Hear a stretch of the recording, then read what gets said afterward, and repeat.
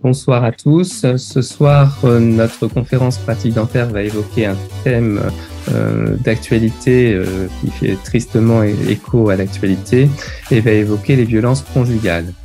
La loi 2010-769 du 9 juillet 2010 relative aux violences faites spécifiquement aux femmes, aux violences au sein des couples et aux incidences de ces dernières sur les enfants prévoit que les chirurgiens dentistes, comme tous les professionnels de santé, doivent être formés aux violences intrafamiliales, aux violences faites aux femmes et aux mécanismes d'emprise psychologique.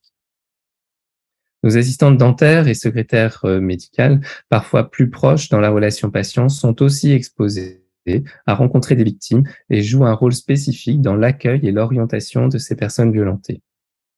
C'est donc toute l'équipe dentaire qui doit savoir repérer, assurer une prise en charge adaptée et pouvoir orienter la victime vers des acteurs institutionnels et spécialisés. Madame Florence Rollet, qui est conseillère technique à la MIPROF, qui est une mission interministérielle pour la protection des femmes contre les violences et la lutte contre la traite des êtres humains, va nous exposer ces différents points et nous conseiller dans cette démarche. Je vous rappelle qu'avant de lui donner la parole, vous pouvez nous laisser toutes vos questions en cliquant sur l'icône QR qui se situe en bas à droite de votre écran. Nous y répondrons à la fin de la présentation. Voilà. Madame Rollet, je vous remercie d'avoir répondu à mon invitation et puis je vous laisse la parole. Dans un premier temps, donc, je préciserai de ce quoi on parle quand on parle de violences faites aux femmes et notamment de violences au sein du couple. Et j'expliquerai la démarche engagée par la MIPROF en matière de formation des professionnels. Et dans un deuxième temps, j'aborderai comment au sein du cabinet dentaire, les assistantes dentaires, les chirurgiens dentistes, en toute complémentarité, donc peuvent permettre à la victime de révéler les violences qu'elle subit, d'assurer une prise en charge médicale adaptée et d'orienter ces victimes vers d'autres acteurs et actrices qui pourront apporter une prise en charge complémentaire. Alors, avant de commencer, je voudrais revenir sur le fait que les violences faites aux femmes ne sont pas des violences comme les autres. Je vais attendre un petit peu, excusez-moi, parce qu'en fait, elles touchent toutes les femmes, quel que soit leur âge, donc la plus jeune à la plus âgée, quel que soit leur milieu social, leur profession, leur religion, leur lieu de vie. Toutes les femmes. Elles sont protéiformes. On parle de violence au sein du couple, on parle de violence sexuelle, on parle de mutilation sexuelle féminine, on parle de mariage forcé, de crimes commis au nom du prétendu honneur. Elles sont de différentes natures. Nous avons des violences verbales, psychologiques, physiques, économiques. Et enfin, elles interviennent dans toutes les sphères de la vie d'une personne, de la femme. Que ce soit la sphère privée, au niveau conjugal, au niveau familial, au niveau amical, la sphère professionnelle ou encore l'espace public. Et si on s'attache de façon encore plus précise aux violences au sein du couple, il faut tenir compte du lien affectif qui existe entre l'agresseur et la victime. Ce sont des violences qui touchent toute la famille, y compris les enfants. Et les enfants sont des victimes de ces violences conjugales. Et enfin, elles se passent à la maison, alors que la maison est normalement l'endroit où on devrait être en sécurité. Donc, il est vraiment important de comprendre que toutes ces violences ne sont vraiment pas des violences comme les autres. Et en fait, elles représentent un enjeu de société, un enjeu de sécurité, mais aussi un enjeu important de santé publique, qui a nécessité finalement la mise en place de politiques publiques diverses, qui reposent d'une part sur des avancées législatives, mais également sur des actions mises en place, des actions de protection, des actions de sensibilisation, de prévention. Et donc, ces politiques publiques successives avaient l'objectif de prévenir les violences, de protéger les femmes, les victimes et de renforcer leurs droits, et puis de réprimer les auteurs et de les responsabiliser. Et c'est dans le cadre de cette politique qu'a été créée donc en 2013 la MIPROF, donc Mission interministérielle pour la protection des femmes contre les violences et la lutte contre la traite des êtres humains. Nous sommes placés auprès de la ministre en charge du droit des femmes et qui est aujourd'hui Isabelle Rome. Donc, notre mission a trois missions. Une mission d'observatoire national.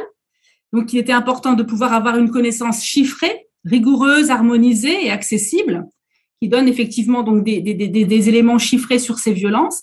C'était important aussi de connaître ces violences, de connaître les besoins des victimes pour apporter des réponses adaptées. Donc ça, c'est la première mission. Elle donne lieu notamment à la lettre de l'Observatoire, qui est un document d'une trentaine de pages et qui reprend différents éléments sur les violences au sein du couple et les violences sexuelles en France. Deuxième acte, deuxième action, définir un cahier des charges du plan de formation des professionnels. Donc, et là, et c'est très important, et je reviendrai tout à l'heure dessus, en lien avec les ministères et les acteurs et actrices concernés. Donc, le travail que l'on fait, c'est définir effectivement un cahier des charges, c'est d'impulser une politique de formation des professionnels, mais tout ça en lien avec des experts, avec les organisations professionnelles et avec les instances ministérielles concernées.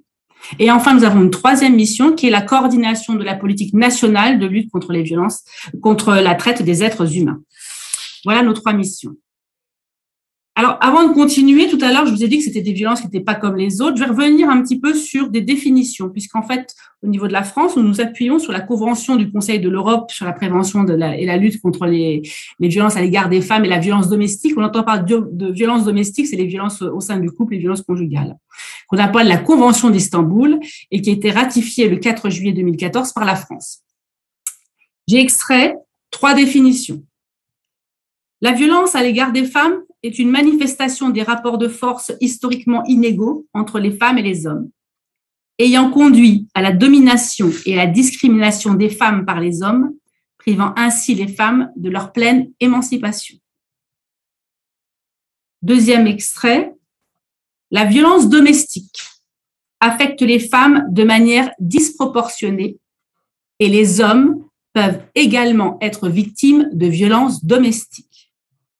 Les données chiffrées montrent donc que les femmes sont très majoritairement victimes de violences au sein du couple et les hommes très majoritairement les auteurs. C'est pour ça que dans mes propos, je parlerai de femmes victimes et d'hommes auteurs.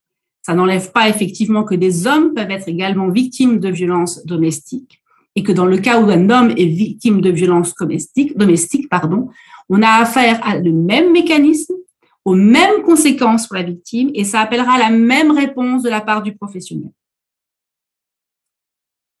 Et les enfants sont des victimes de la violence domestique, y compris en tant que témoins. On a longtemps dit qu'ils étaient que témoins, qu'ils n'étaient pas concernés. Les enfants sont des victimes de la violence au sein du couple. Ils sont à minima impactés au niveau psychologique. Et je reviendrai sur une dernière définition de façon plus précise sur la violence au sein du couple. Bon, là, c'est domestique, mais je vous dis, c'est la même thématique, le même sujet. Les violences au sein du couple se définissent en fait comme des situations où les faits de violence, quelles qu'elles soient physiques, psychologiques, économiques, sexuelles, vont être récurrentes, vont souvent être cumulatives et vont s'accélérer avec le temps. Voilà, c'était un petit peu pour définir. Alors, vous avez vu, je parle souvent de violence au sein du couple et non pas de violence conjugale. Ce sont les mêmes choses, simplement la notion de violence au sein du couple a pour objet aussi d'inclure toutes les femmes, même si elles ne sont pas, toutes les situations de couple, même s'ils ne sont pas cohabitants ou pas mariés. Donc, vraiment, on est vraiment sur le couple dans son ensemble, qu'il soit cohabitant ou non. Voilà, c'était quelques éléments sur lesquels je voulais revenir sur la notion de violence faite aux femmes. Je continue sur ma définition et pour vous expliquer un petit peu en vous donnant quelques données chiffrées, extraites bien sûr de la lettre. La première, c'est sur les violences, les morts violentes au sein du couple. Donc là, ce sont les chiffres de 2020, puisque 122 femmes, alors ce sont des chiffres qui ont été donnés par le ministère de l'Intérieur et de la délégation aux victimes. Donc 122 femmes ont été tuées par leur partenaire ou ex-partenaire, soit une femme tous les 3 jours. 21 hommes ont été tués par leur partenaire et ex-partenaire. Et 12 enfants mineurs ont été tués dans le cadre de violences au sein du couple sans qu'aucun autre parent ne soit tué. Si on s'attache aux 122 femmes qui ont été tuées par leur partenaire, 39 avaient subi des violences antérieures. Donc, quand je vous dis qu'il y a des violences et que c'est un cycle et c'est récurrent, les chiffres le montrent. De même que sur les 9 des autrices d'homicides qui ont tué donc leur partenaire ou ex-partenaire, donc 9 parmi elles avaient été victimes de violences exercées par leur ex-partenaire. Sur la prévalence des violences. Donc là, je vous parle de la prévalence des violences physiques et sexuelles au sein du couple. Les chiffres que je vais vous donner sont très, très, très sous-estimés puisqu'en fait, on ne parle que des violences physiques et sexuelles. Or, dans le cadre des violences au sein du couple, il y a énormément de violences psychologiques qui ne sont pas identifiées. Donc, les 213 000 femmes victimes majeurs victimes qui déclarent avoir été victimes de violences physiques ou sexuelles par leur conjoint ou ex-conjoint en moyenne, c'est une moyenne sur une année, ce sont des chiffres très sous-estimés puisque certaines violences ne sont pas identifiées dans ces enquêtes. Moins d'une femme sur 5 déclare avoir déposé plainte et plus de la moitié des victimes n'a fait aucune démarche auprès d'un professionnel ou d'une association. Donc, c'est vraiment des violences qui sont pas encore révélées et qui sont vraiment sous-estimées. J'ai remis également une vidéo sur la prévalence des viols et tentatives de viol sur personnes majeures. 94 000 femmes déclarent avoir été victimes de viols ou tentatives de viol sur une année. 9 victimes sur 10 connaissent l'agresseur. On est loin du cliché de dire que voilà, on peut se faire agresser sexuellement par un homme qu'on ne connaît pas. Voilà, 9 victimes sur 10 connaissent l'agresseur. Et dans 45% des cas, l'agresseur est le conjoint ou l'ex-conjoint de la victime. Dans ces cas-là, une femme sur 10 déclare avoir déposé plainte et 81% des femmes victimes n'entreprennent aucune démarche auprès des forces de sécurité. Un élément important qui est important, vous êtes tous et toutes des professionnels de santé. Et il se trouve que les professionnels de santé sont les premiers recours, sont les premiers professionnels auprès de qui les femmes révèlent des violences au sein du couple et des violences sexuelles.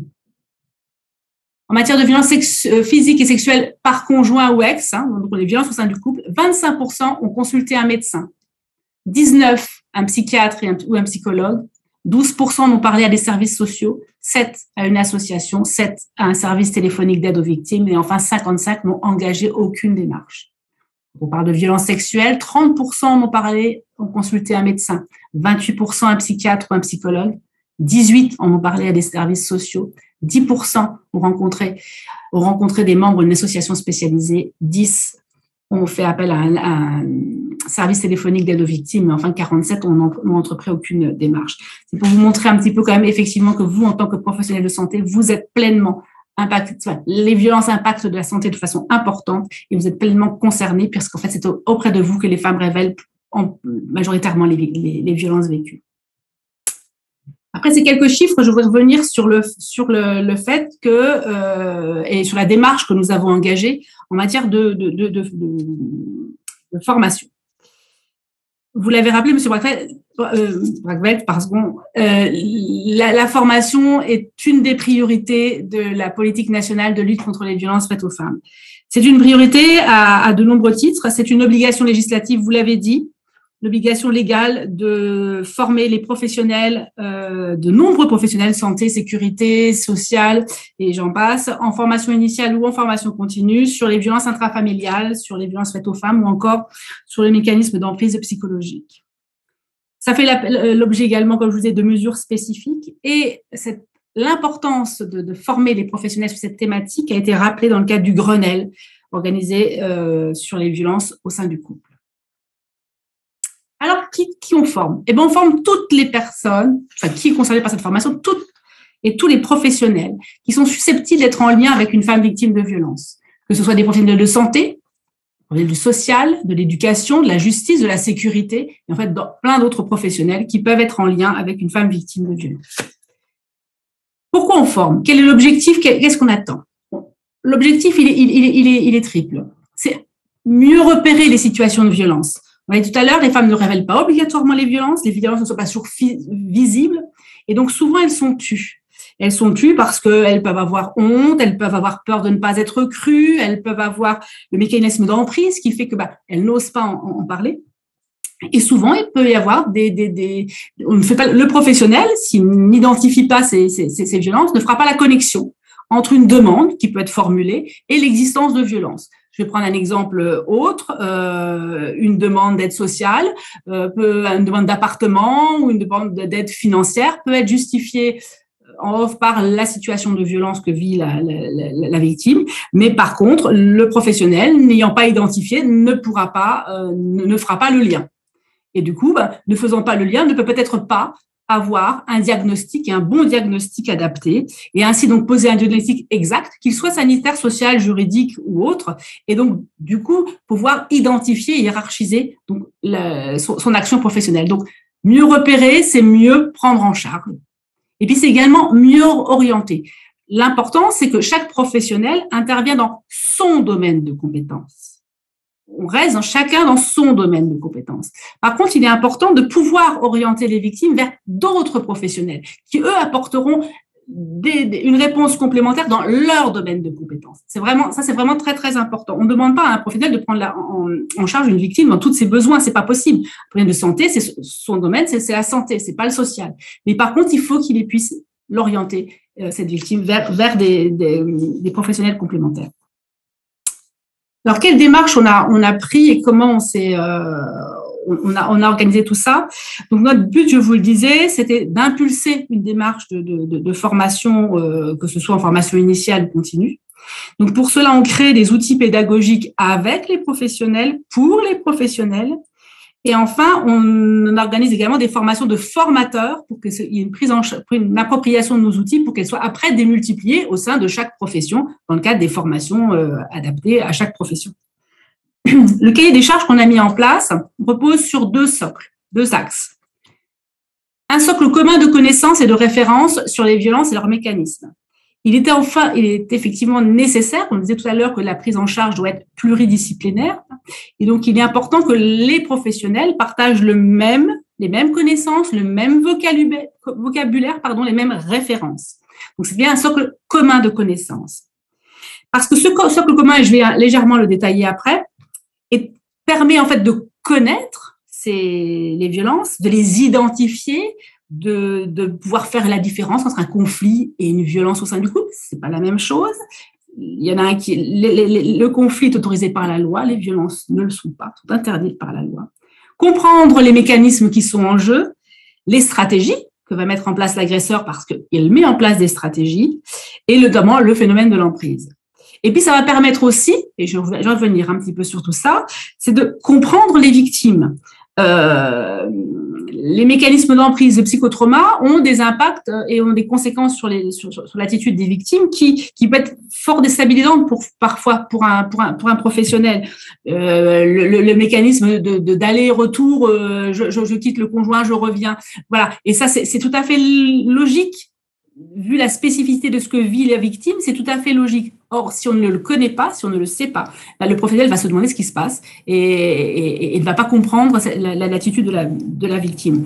Donc, quand on parle de socle commun de connaissances, on parle donc bien sûr des définitions. Vous avez vu, je vous ai donné de nombreuses définitions des différentes violences, l'importance de faire la différence entre un conflit et une violence, les différents mécanismes, le cycle de la violence. Ça répond à un cycle et en fonction de la situation et au moment où la victime se situera dans le cycle, elle sera plus ou moins accessible à toutes les recommandations que pourront faire les professionnels, les stratégies mises en place par l'agresseur ou enfin l'emprise. Et puis, c'est important aussi de connaître les conséquences pour la victime, que ce soit au niveau de la santé, et il y a de fortes conséquences sur la santé, au niveau social et au niveau professionnel. J'ai repris juste simplement une étude de l'OMS qui a été conduite en 2013, et qui mesurait les violences subies par des femmes et leur impact sur la santé à partir de différentes enquêtes dans différents pays. Et il en ressort que les femmes victimes de violences de la part de leurs partenaires intimes ont une probabilité donc 2 fois plus élevée de connaître des problèmes de consommation d'alcool, de dépression ou de recours à l'avortement, et 4 fois et demi plus élevée de se suicider. Voilà, quelques chiffres pour vous montrer que l'impact sur la santé est très, très important. Et je le disais, les mécanismes neurobiologiques mis en place, tels que la sidération, la dissociation, la mémoire traumatique. Il est vraiment important pour que les professionnels comprennent, repèrent, identifient et comprennent les victimes, d'avoir et de connaître ce socle de connaissances. Et puis, la spécificité des violences nécessite effectivement de la part des professionnels une pratique adaptée à la spécificité de ces violences. On parle de l'attitude adaptée, de questionnement systématique, d'écrit professionnel et travail en réseau. Ça va être l'objet de ma deuxième partie, donc je vous propose de passer et je reviendrai dessus tout à l'heure. Donc, dans ce cadre, nous avons créé différents outils sur les différents types de violences. Nos outils se caractérisent par effectivement un court-métrage et un guide pédagogique. Là-dessus, on a créé effectivement des clips pédagogiques paroles d'expertes. Et donc, toutes ces fiches, ces outils pédagogiques sur les différentes formes de violence ont été adaptés et contextualisés en fonction de certaines professions. Et donc, pour les chirurgiens dentistes, un outil a été effectivement spécifique sur l'entretien et l'entretien de la chirurgien dentiste avec une femme victime de violence. Ça a été également fait avec la fédération, l'Union fédérale des estampes dentaires. Donc, cet outil est spécifiquement adapté à la pratique des chirurgiens dentistes. Voilà. Donc, comme je disais que c'est important parce que ça a été fait avec des professionnels, avec des experts et avec vos professionnels, chirurgiens dentistes et assistantes dentaires. Voilà. Voilà un petit peu comment on travaille et ce qu'on a développé. Je vous propose maintenant d'aborder la deuxième partie de mon intervention et donc qui est l'action des assistantes dentaires et des chirurgiens dentistes au sein du cabinet dentaire. L'objectif, là, au niveau de cette pratique professionnelle, est bien de permettre à la victime de révéler des violences, d'assurer une prise en charge médicale adaptée et donc d'orienter vers des acteurs et des actrices spécialisés. Au sein du cabinet dentaire, les assistantes dentaires et les chirurgiens dentaires n'auront pas les mêmes missions. Chacun va intervenir dans son domaine de compétences là aussi, mais en toute complémentarité. Donc, en fait, les assistantes dentaires seront plutôt axées sur l'accueil des femmes victimes de violences et sur l'orientation. Et le chirurgien dentiste aura plutôt un rôle de repérage à travers le questionnement systématique, de prise en charge médicale, mais également de la rédaction d'un certificat médical. Et donc, c'est important, et de leur dire, c'est vraiment important de mener cette réflexion en amont au sein de l'équipe dentaire. C'est vraiment un travail qui est important de poser et de se dire, voilà, au sein du cabinet dentaire, comment je passe, comment on peut intervenir et comment est prise en charge au sein du cabinet dentaire une femme victime de violence. Alors, je vous le disais tout à l'heure, donc l'assistante dentaire, plutôt l'accueil et l'orientation, le chirurgien dentiste, plutôt le repérage, la prise en charge médicale et la rédaction du certificat médical. Et donc, j'ai repris sur l'accueil, mais aussi comment s'entretenir avec une femme victime de violence au sein du couple. Il est important de savoir qu'en fait, une femme victime qu'un entretien avec une femme victime de violence est particulier. Et ce, pour plusieurs raisons. On va avoir le fait que cette femme donc, a subi des traumatismes physiques, psychiques, des blessures physiques, la terreur, l'angoisse, la confrontation. Donc, elle est vraiment dans un contexte où elle subit ces traumatismes-là. Il peut y avoir également les conséquences psychotraumatiques et qui peuvent être effectivement déstabilisantes pour les professionnels et puis qui peuvent… En tout cas, il ne faut pas du tout que les professionnels se disent « Ah ben, elle réagit comme ça, c'est parce qu'en fait, soit elle me ment, soit… » voilà. Non, c'est vraiment les conséquences psychotraumatiques de ces violences qui peuvent avoir des comportements déstabilisants de certaines, de victimes, la volubilité, l'indifférence, l'agressivité, l'amnésie, elle ne s'en souvient pas, comment ça se fait, on peut pas ne pas s'en souvenir, si. Les conséquences psychotraumatiques fait qu'on peut ne pas se souvenir de la situation ou d'être désorienté par rapport au temps et à l'espace. Donc, il y a vraiment ces conséquences psychotraumatiques qui peuvent avoir un impact quand on s'entretient avec une femme victime de violence. Il y a le sentiment aussi ressenti par la victime. Vous avez la honte, la culpabilité, la minimisation des faits. Elle va tendance à avoir minimisé les faits de ce qu'elle vit. Et puis, comme je vous disais tout à l'heure, dans le cadre des liens avec, dans le cadre des violences au sein du couple, il y a le lien qui existe avec l'auteur, parce qu'il y a un lien affectif, même si ça se traduit par des violences. Voilà, la femme a un lien affectif avec son agresseur. Et donc là, c'est très très important de comprendre que les premières attitudes et les premières paroles faciliteront cette communication et la relation qu'on pourrait avoir avec la victime et favoriseront également ces autres démarches. Donc, c'est vraiment très, très important que ce soit donc dans le cadre de l'accueil ou que ce soit dans le cadre d'un entretien ultérieur avec la femme victime. L'objectif, donc, c'est de créer un climat de sécurité, d'écoute et de confiance. Il est important, effectivement, d'être bienveillant, d'être respectueux de la parole. Tout à l'heure, je vous l'ai dit, c'est très difficile pour une femme victime de violence de révéler ces violences, d'en parler. Et donc, c'est vraiment important, si elle révèle ou si elle en parle, de pouvoir avoir cette attitude-là, donc respectueuse, bienveillante, une écoute active et la confidentialité. Donc là aussi, il faut avoir réfléchi à comment je fais, où est-ce que je vais, si c'est toute une réflexion en amont, comment je fais si on me révèle une situation de violence. Alors, quelques préconisations. Je disais, créer un climat de confiance, d'écoute, de sécurité, de confidentialité, éviter qu'il y ait des personnes à côté, les va-et-vient, essayer de trouver un endroit où elle pourra parler et révéler ces situations, en tout cas quand elle la révèle à l'assistante dentaire. Écouter et soutenir la parole de la victime par des propos. On est sur une écoute active. Ne pas banaliser, ne pas minimiser les faits. On a tendance à dire non, c'est pas grave. Non, si, c'est, enfin, voilà, il faut surtout pas banaliser.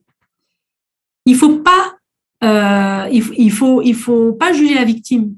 Notamment, je vous ai expliqué le fait qu'elle retourne voir son conjoint, qu'elle reparte, qu'elle revienne. Ces allers-retours s'expliquent par tous ces mécanismes et par ce phénomène, notamment le phénomène d'emprise. Donc, surtout ne pas juger la victime. Ne pas avoir de discours infantilisant, moralisateur ou culpabilisant. Je veux dire, ce qu'elle vit, si elle le vit, voilà, c'est pas de sa faute, c'est pas, enfin, ne pas être moralisateur non plus. Et la déculpabiliser. Parce qu'effectivement, rien ne justifie qu'elle subisse une agression. Donc, c'est pas elle, c'est pas sa faute. Or, l'agresseur, quand il va l'agresser, quel que soit psychologiquement, c'est ta faute. Si tu te conduisais pas comme ça, je serais pas méchant avec toi. Il justifiera toujours le fait de ces violences, ces agressions par le fait que c'est la faute de la victime. Or, non. Et donc, c'est important que le professionnel déculpabilise la victime.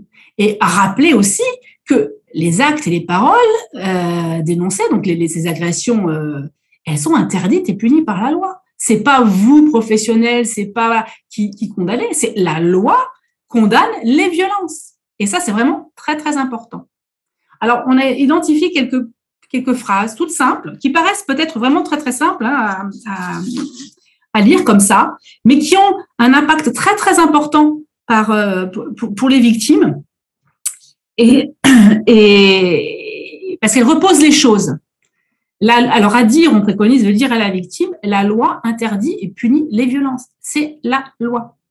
Vous n'y êtes pour rien. L'agresseur est le seul responsable.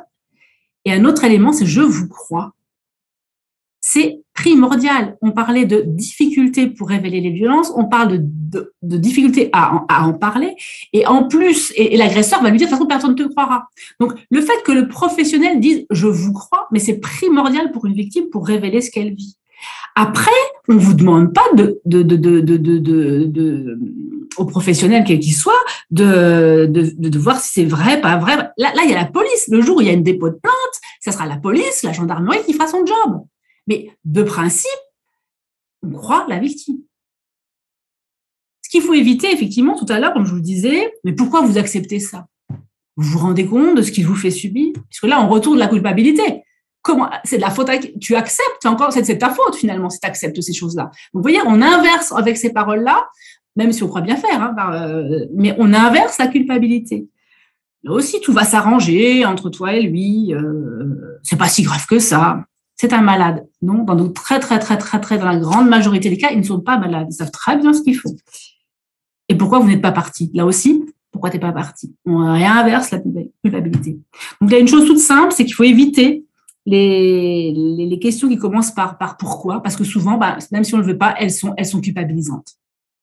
Donc voilà, c'est vraiment des éléments factuels sur l'accueil, sur l'entretien d'une femme avec une femme victime de violence, soit parce qu'elle vous aura, pour les assistantes dentaires, révélé cette violence, ou alors vous l'aurez repéré, soit parce que le chirurgien dentiste l'aura repéré, et là, je vais l'aborder. Donc, je le disais tout à l'heure, l'accueil, donc l'assistante dentaire va accueillir et doit pouvoir effectivement accueillir correctement, voilà le terme, voilà, les victimes qui peuvent révéler des violences, mais il faut également pouvoir les repérer. Et là, à travers le questionnement systématique, et donc là, c'est là sur les chirurgiens dentistes qui assurent ce questionnement systématique, il est effectivement important de pouvoir les les repérer. Repérer une violence, une fois si elle est physique, on verra des coups. Le chirurgien dentiste verra bien les problèmes au niveau des coups.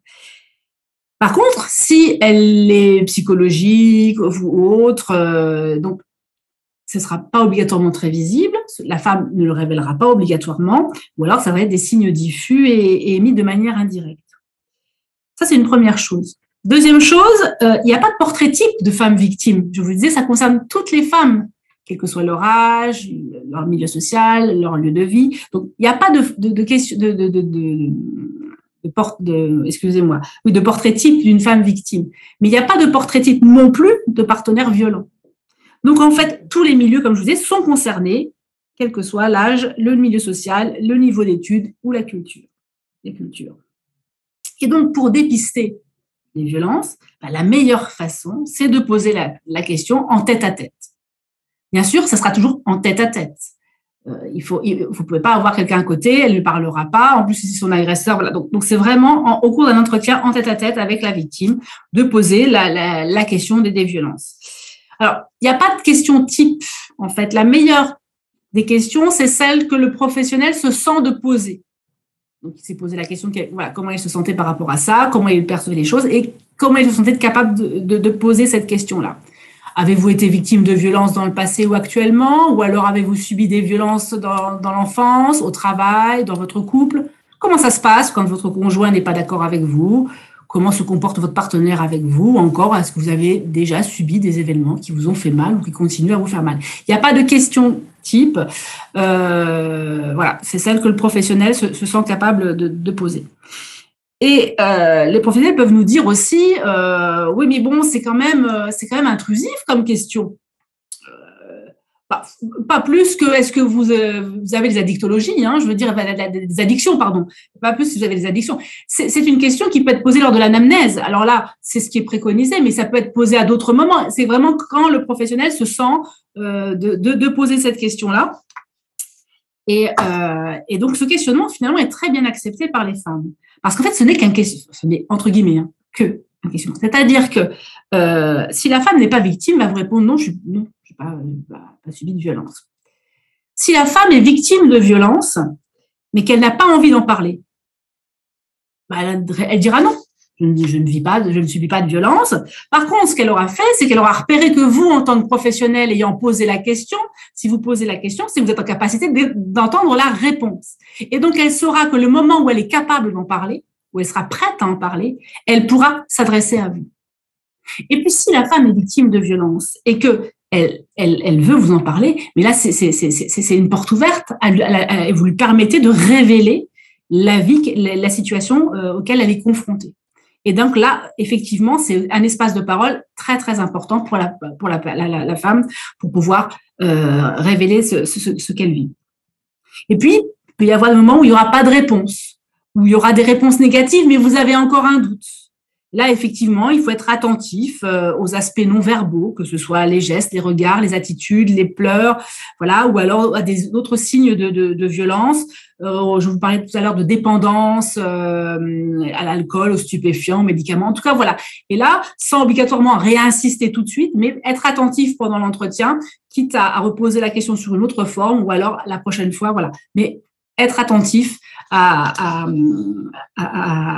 ce qu'elle dit. Et donc là, vous voyez que ce questionnement systématique, finalement, il n'est pas intrusif, mais en tout cas, il permet à la personne de révéler une situation de violence. Elle n'en a pas envie, elle ne le fera pas, mais si elle en a envie, elle peut le faire.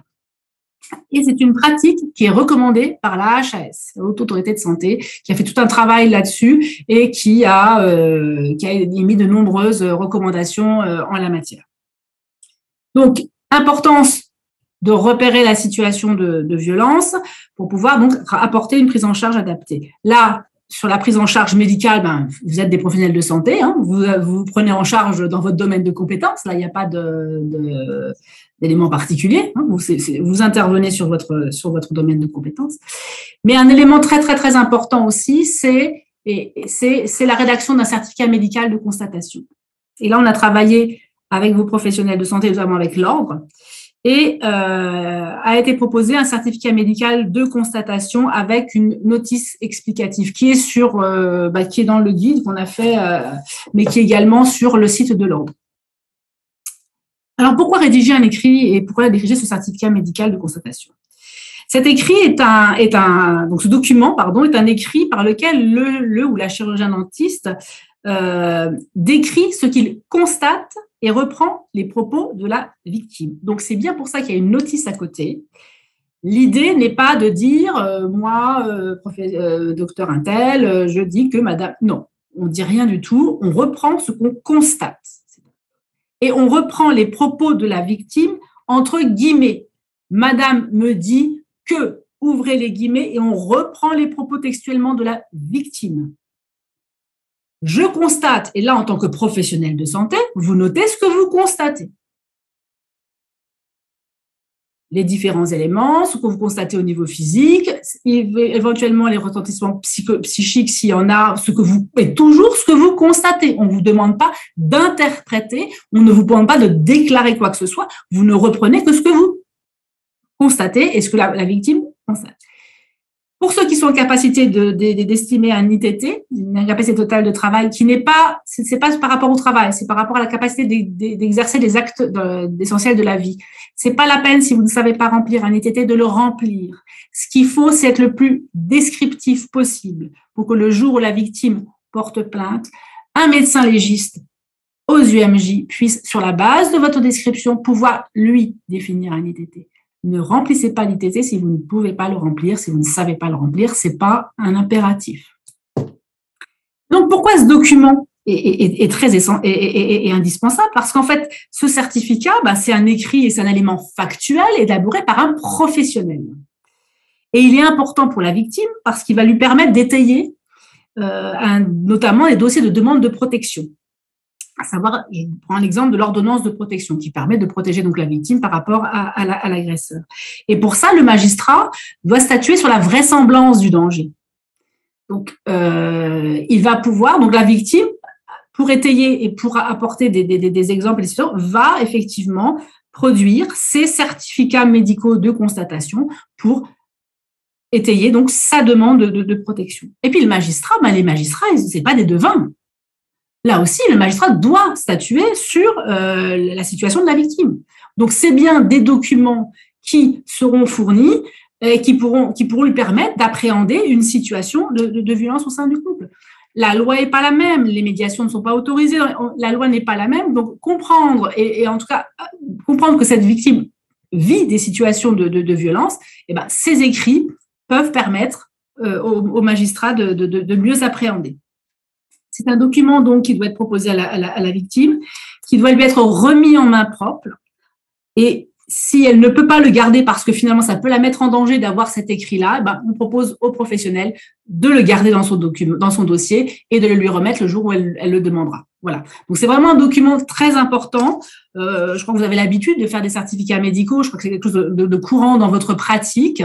Voilà, c'est vraiment un élément important. Je pense qu'on ne mesure pas toujours l'importance de ces documents pour ces femmes victimes de violences.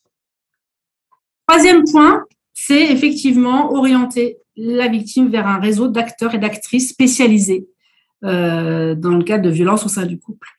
Je vous le disais tout à l'heure, on demande aux professionnels de prendre en charge la victime dans son domaine de compétences, mais de pouvoir effectivement orienter cette victime vers d'autres professionnels qui vont intervenir de façon complémentaire. Une prise en charge, aider une femme à sortir des violences et une prise en charge pluriprofessionnelle.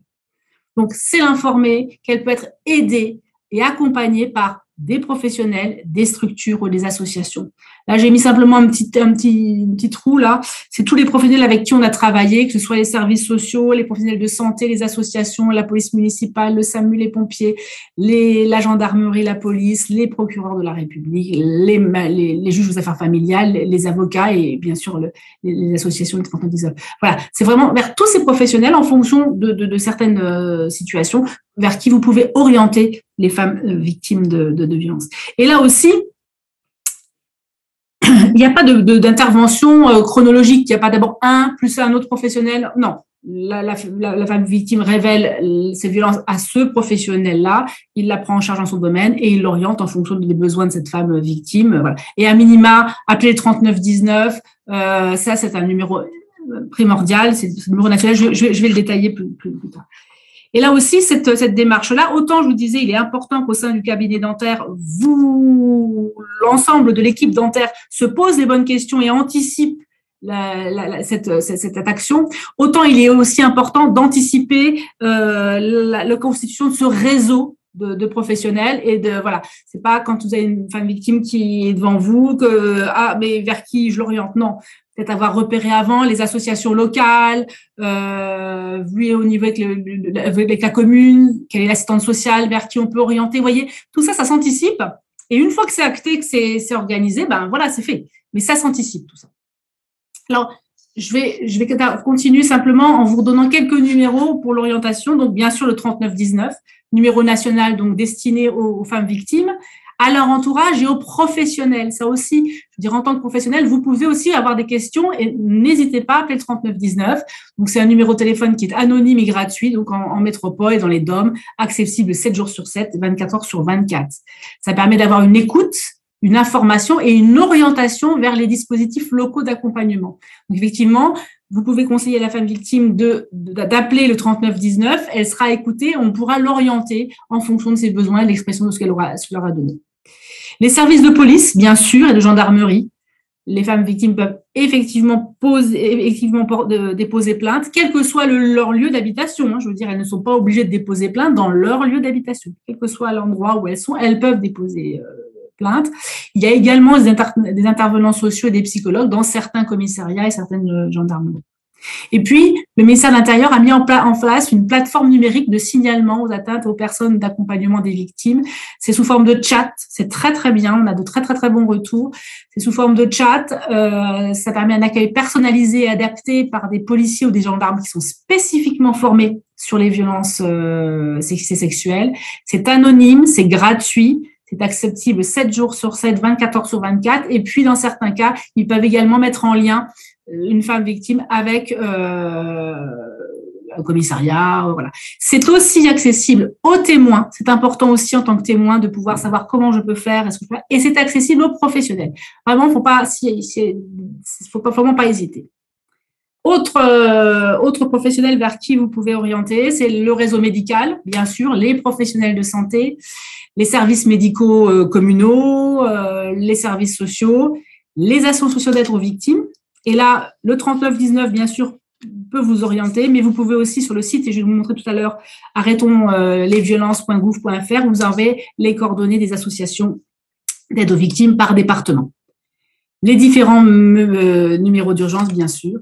Et donc, ce qui est important, c'est que il peut être frustrant pour un professionnel de repérer une situation de violence, de dire à la victime, allez voir un tel, et puis finalement, elle revient, elle l'a pas fait pour X raisons. Et en fait, c'est une adulte, on est bien sur des adultes là, voilà. Elle reste décisionnaire. Et elle les contactera quand elle sera prête. Et ça, c'est très, très important parce que ça peut être décourageant pour des professionnels et c'est vraiment important de comprendre, effectivement, que elle bougera et elle le fera quand elle sera prête. Voilà, je vous parlais du site Arrêtons les violences. Donc, vous le voyez, il y a 3 grands items. J'ai besoin d'aide qui est plutôt destiné aux victimes. Je suis témoin. Qu'est-ce que je fais si on me révèle une situation de violence ou si j'y assiste, voilà. Et puis, je suis professionnelle. Là aussi, donc, tous les outils dont je vous ai parlé sont sur site. Je voulais voir en haut, vous avez les numéros importants aussi. Comment appeler la police? Enfin, le numéro 17, pardon, pour appeler la police, pardon. Le 3919, donc ce fameux numéro d'appel. Signaler une violence en ligne, le chat du ministère de l'Intérieur, trouver une association et savoir effacer mes traces. Effectivement, c'est savoir effacer. Techniquement, on n'a pas pu le faire automatiquement, mais on explique comment le faire.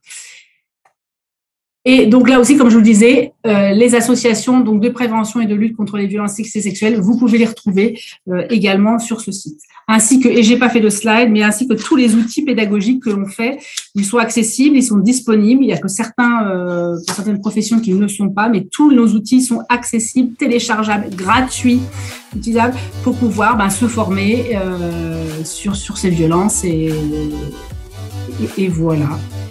Et bien, je vous remercie de votre attention et vous pouvez nous contacter à l'adresse formation miprof.gouv.fr. Merci de votre attention.